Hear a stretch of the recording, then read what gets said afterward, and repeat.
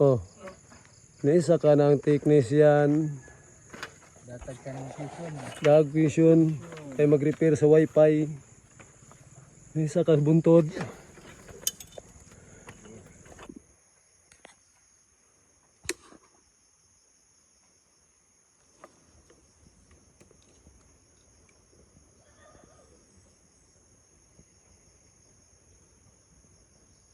Dugtong ang magkabilang parte sa wire.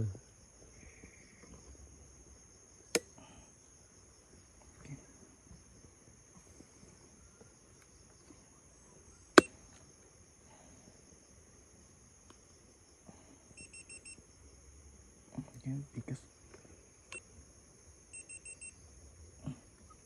Duha na naman. Guys, good morning. So, nandito kami ngayon sa area kung saan marami yung putol. Putol na wire ba?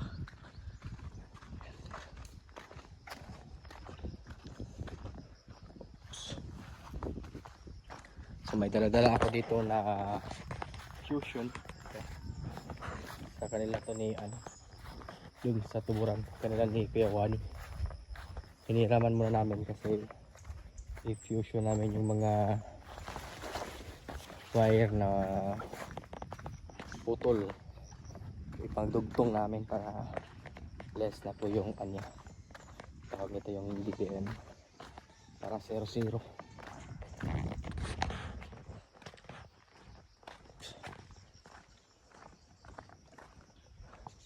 Yung area.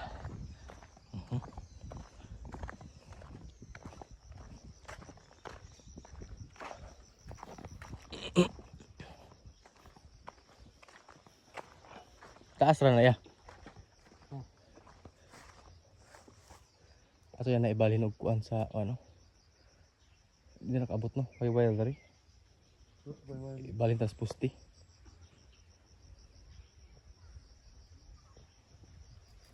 So yan po. Kita niya.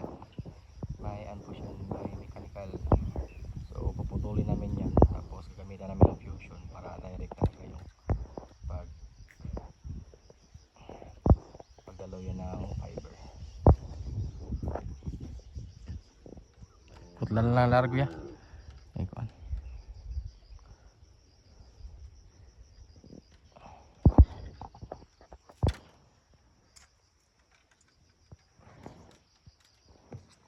So yung weather ko ngayon ay maulap, watak-watak yung ulap. Yan. May araw naman pero hindi siya masyadong mainit kasi maraming ulap, watak-watak. Paret, pipino. Ay, ko.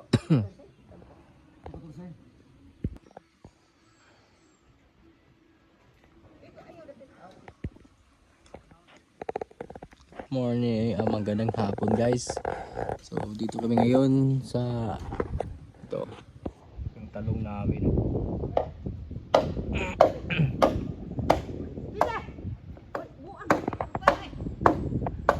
Aso ko lang sa tweety oh. Kuha sa tweety ba? Yan, yung aso ko na sa tweety guys. Malasama talaga yan kapag may motor na umandar. No, yan, sasama talaga yan. Isa siyang lady rider. Ang kinuha ni mama.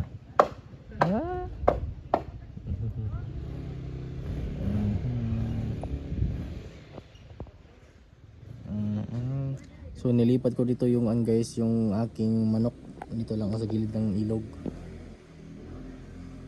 Kasi napakakulit, palagi pumupunta doon sa may baboy.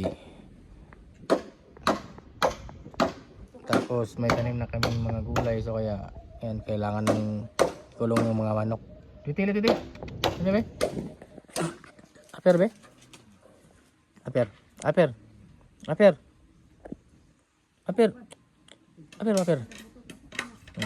Anak ba aper? Anang aper? Anak. Yung anak ko. Okay guys, anak ni Tweety ni guys. Yung anak. Ba't ignaw? Pero buutan kayo ni guys, lambing kayo ngayon. Di ba Koko? Uli, uli. Saka. Saka, Koko.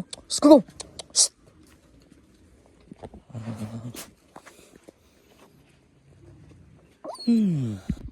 Hi guys, good morning. So finally, bali natapos na po yung aming ginawang kulungan ng mga manok. So ang gagawin ko ngayon ay kukunin ko po yung mga breeding dito sa likod ng aming bahay. Ano to?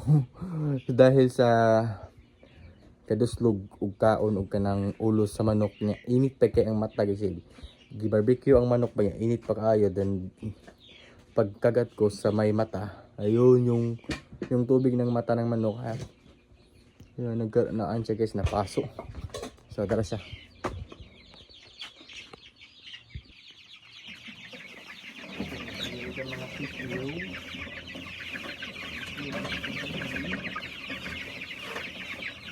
Huwag sa ako. Ay harapan sa kalisod. Bang manok.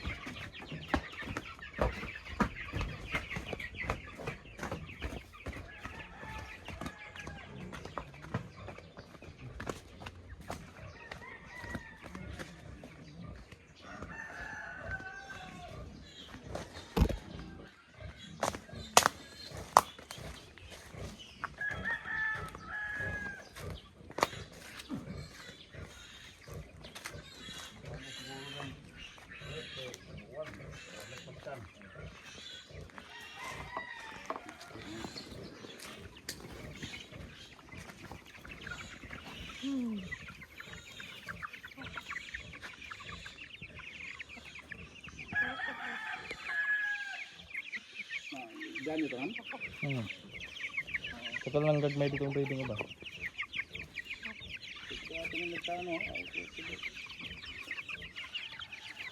Apila.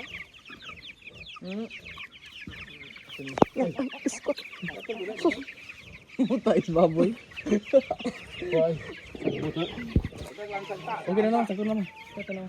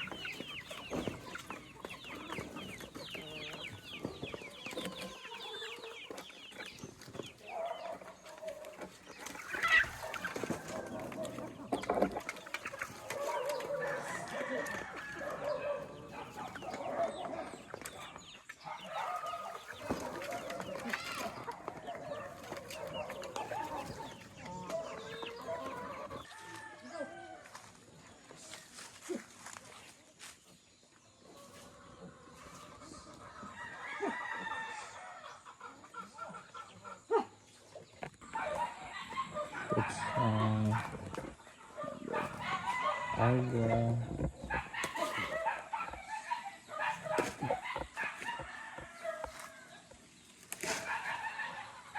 Muna ang nagbibi agwa guys.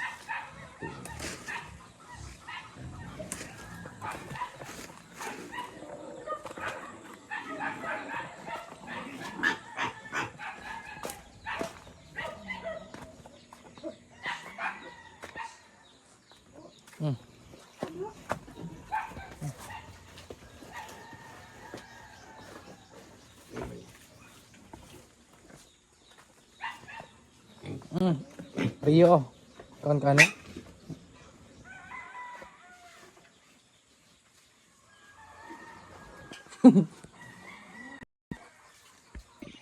Good morning guys. Pindot kayo ang pagkaroon diri sa amo. Kay init kayo siya guys. Mga gulay. Yan, kahapon nagtanim ako ng kamatis. Ano. Maliit pa lang naman siya ganyan. Ano, kamatis.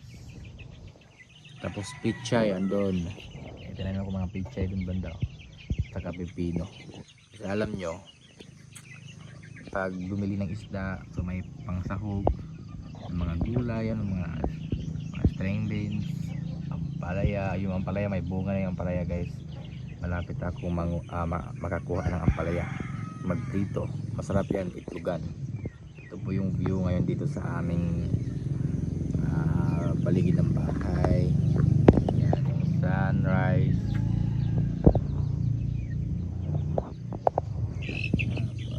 Dito na yung mga manok. Chill na sila dyan, oh. Hindi na sila nakalabas kasi ang kukulit kung kapag nakalabas yan sila guys, ubos talaga yung aking mga gulay. Kakainin ng mga manok. Tapos may nakita akong itlog dito. Yan, oh. May nangitlog na, oh. Itlog ng Rhode Island. Palagi na yan silang yung Rhode Island kasi laging nangingitlog. Okay. Yan yung kagandahan ng mga Rhode Island chicken. Ito yung mga sisyo. Masaya na sila na nakalabas na sila sa kulungan. Ito yung mga breeding. Meron pa akong breeding doon pero hindi na siya masyadong madami. Palit pa.